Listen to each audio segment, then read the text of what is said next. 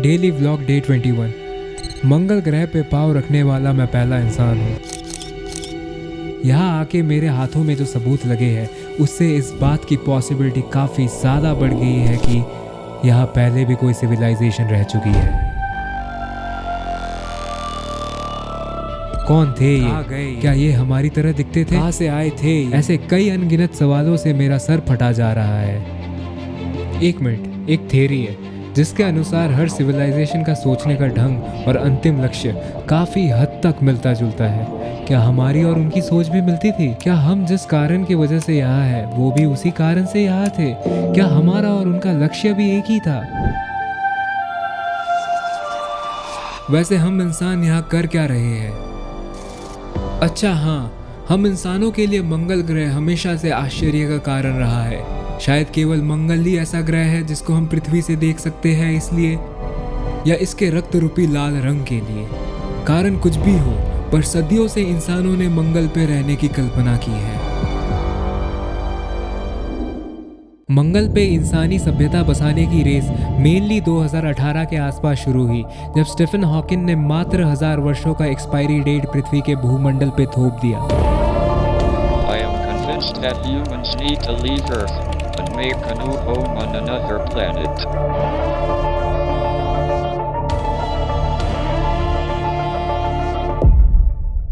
केवल Stephen Hawking ही नहीं, कई विशेषज्ञ मानते हैं कि अगर हमने मनुष्य को जल्द से जल्द मल्टी प्लैनेटरी स्पीसीज नहीं बनाया तो हमारी दशा भी डायनासोर जैसी होगी।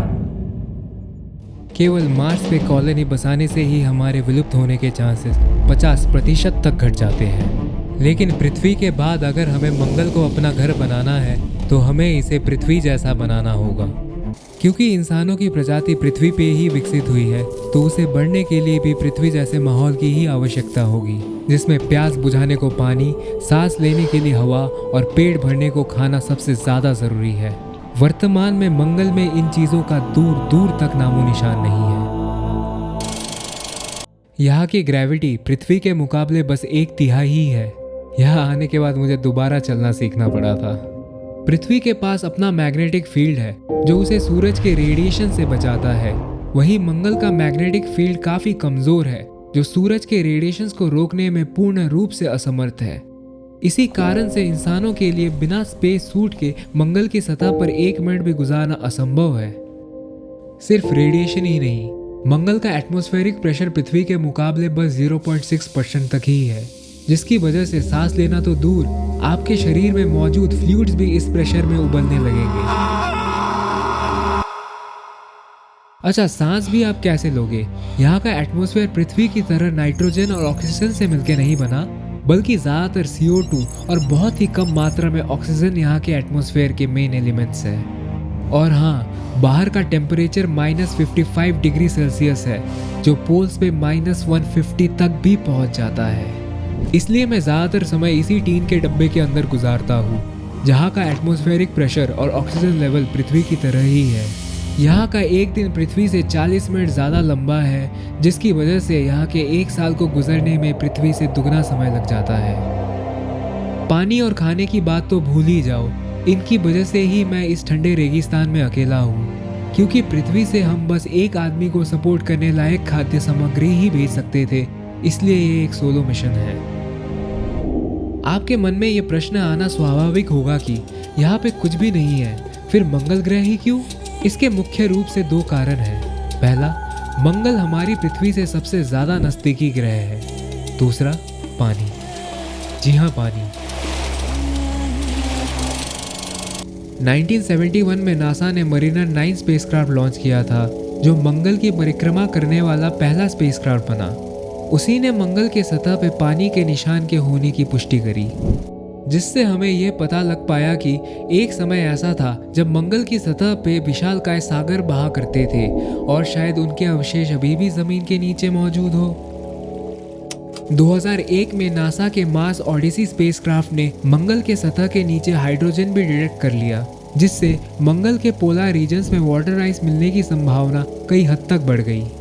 और फाइनली 2008 के फीनिक्स लैंडर ने पूर्ण रूप से ये पुष्टि कर दी कि नॉर्थ पोल के सतह के नीचे अभी भी पानी आइस के फॉर्म में मौजूद है। पानी का अभी भी सतह के नीचे होना हमारे लिए काफी जरूरी था, क्योंकि बिना पानी के हम इंसानों की कॉलोनी किसी भी हाल पे यहाँ नहीं बसा सकते और पृथ्वी से पानी लाना पूरे कॉलोनी के लिए नामुमकिन है। और हाँ, सैकड़ों साल पहले नदियों और समुद्रों के मंगल के सतह पे बहने के कारण ही हमने मंगल पे जीवन की आशंका करी। पहले तो ये बस एक अनुमान ही था, पर समय के साथ हमारे हाथों कई और सबूत लगते चले गए, जैसे मार्स के एटमॉस्फेयर पे मीथेन का होना, जो मुख्यतः जीवित प्राणी या माइक्रोबियल ऑर्गेनिज्म से प्रोड्यूस करते हैं। और ये भी पाया गया कि इनकी कंसंट्रेशन भी सीजनली चेंज हो रही थी, जिससे ये कंफर्म हो जाता है कि शायद मार्स की धरती के नीचे अभी भी जीवित ऑर्गेनिजम्स हो सकते हैं। यहाँ तक कि मार्स के पत्थरों पे ऑर्गेनिक मॉलिक्यूल्स भी मिले हैं जिनकी उम्र 3 बिलियन ईयर्स के आसपास है। इन्हीं कारणों की वजह से हम निश्चित रूप से ये कह सकते हैं कि कई सैकड़ों साल पहले एक समय ऐसा था जब मंगल का अपना एटमॉस्फेयर था और सतह की टेम्परेचर भी जीवन के आरंभ होने के लिए अनुकूल। शायद उसी समय ये सभ्यता मंगल के सतह पे फल फूल रही थी। फिर अचानक से ऐसा क्या हुआ कि मंगल की ऐसी दुर्दशा हो गई? इन घटनाओं को समझने के लिए पहले हमें मार्स कैसे बना समझना होगा। मंगल की शुरुआत भी पृथ्वी की तरह आज से 4.6 बिलियन साल पहले हुई, जब सूरज के आसपास घूम रहे पत्थरों और डस्ट पार्टिकल्स के बादल अचानक से एक जगह पे इकट्ठे होने लगे। इन्हीं बादलों और पत्थरों से मिलके दोनों प्लैनेट्स का निर्माण हुआ। इन दोनों प्लैनेट्स को अपनी मैग्नेटिक फील्ड इनके सेंटर में पिघले हुए आयरन कोर से मिली, जिसकी वजह से हम सोलर स्टॉर्म्स, रेडिएशंस और चार्ज पार्टिकल्स से पृथ्वी पे अभी भी सेफ है। लेकिन अनफॉर्चुनेटली मार्स के कोर ने 3.7 बिलियन साल पहले ही काम करना बंद कर दिया, जिसके चलते सोलर स्टॉर्म्स ने धीरे धीरे मार्स से उसका एटमॉस्फेयर ही छीन लिया। मार्स का कोर क्यों बंद हुआ था हमें अभी तक नहीं पता, लेकिन कई विशेषज्ञों का मानना है कि मार्स के छोटे साइज के कारण उसका कोर जल्दी खत्म हो गया। वहीं हमारा कोर अभी भी काम कर रहा है। कारण कुछ भी हो, पर सच्चाई ये है कि जो मार्स के साथ हुआ वो हमारी पृथ्वी के साथ भी हो सकता है। तभी सारे देश जल्द से जल्द इंसानों को पृथ्वी के अलावा किसी अन्य ग्रह पे बसाना चाहते हैं। और उसी मिशन का फेज 1 मैं हूँ, यानी मंगल पे पहले इंसान को पहुंचाना। सेकेंड फेज में पृथ्वी से 10 लोगों की टीम यहाँ आएगी, जिसमें इंजीनियर्स, साइंटिस्ट, डॉक्टर्स और बोटनिस्ट जैसे पेशे के लोग होंगे, जो मार्स पे पहली कॉलोनी की स्थापना करेंगे और इस कॉलोनी को पूर्ण रूप से आत्मनिर्भर बनाएंगे, ताकि भविष्य में अगर कोई सप्लाई शिप पृथ्वी से नहीं भी आए तब भी हमारी कॉलोनी बिना रुके चलती रहे। हाँ, इस बीच कई रोबोटिक मिशंस यहाँ भेजे जाएंगे जो खाने की सप्लाईज, बिल्डिंग मटेरियल्स और विभिन्न मैकेनिकल टूल्स हमारे लिए पृथ्वी से ले आएंगे, ताकि हम अपना काम यहाँ शुरू कर सके। और थर्ड फेज में हम इस कॉलोनी को 10 लाख लोगों तक बढ़ा देंगे, जिसे करने में हमें 2050 तक का समय लग सकता है। लेकिन ये भी मानव सभ्यता को पूर्ण रूप से मंगल पे बसाने के लिए काफी नहीं होगा। अगर हमें मंगल को सही में अपना दूसरा घर बनाना है तो हमें इस मिशन के फाइनल फेज X को अंजाम देना होगा, drop thermonuclear weapons over the poles. जिसके लिए हमें पहले न्यूक्लियर बॉम्ब्स का विस्फोट मंगल के पोल्स में करना होगा। इससे पोल्स में जमे हुए बर्फ पिघल के उसके अंदर के CO2 और वाटर वेपर को रिलीज करेंगे, जो मिलके मार्स पे ग्रीन हाउस इफेक्ट क्रिएट करने में पर्याप्त होंगे। और इसी ग्रीन हाउस इफेक्ट की वजह से मार्स का टेम्परेचर फिर से रहने लायक हो जाएगा, उसे अपना एटमॉस्फेयर वापस मिल जाएगा और जल्द एक दिन इंसान अपने स्पेस सूट के बिना मंगल की धरती पे सांस ले पाएंगे। लेकिन इसी बीच मंगल की रेडियो एक्टिविटी न्यूक्लियर बॉम्ब्स की वजह से और ज्यादा बढ़ जाएगी, इसलिए हमें पहले अंडरग्राउंड सिटीज का निर्माण पूरा करना होगा, जहां इस दौरान हम लोगों को सेफ रख पाएंगे। और इस असंभव फाइनल फेज को अंजाम तक पहुंचाने में हमें कम से कम 1000 साल लग सकते हैं। लेकिन ये मेरा मिशन नहीं है, मेरा बस एक ही मिशन है। इस ग्रह पे एक समय रह रहे सभ्यता की पूर्ण रूप से पुष्टि करना, उनके होने के सबूत को कहीं से भी ढूंढ निकालना, और अगर वो इस ग्रह को छोड़ चुके हैं तो उनके वर्तमान ठिकाने को ढूंढ निकालना। जब मैं पृथ्वी से चला था तो हमारे पास 3 पॉसिबिलिटीज थी। पहला, मंगल में कभी जीवन था ही नहीं। दूसरा, मंगल पे कभी जीवन था लेकिन वो अभी मंगल को छोड़ चुका है। तीसरा, मंगल पे जीवन था और अभी भी है, शायद सतह की एक्सट्रीम कंडीशंस के कारण वो धरती के नीचे बसने के लिए मजबूर हो चुके हैं।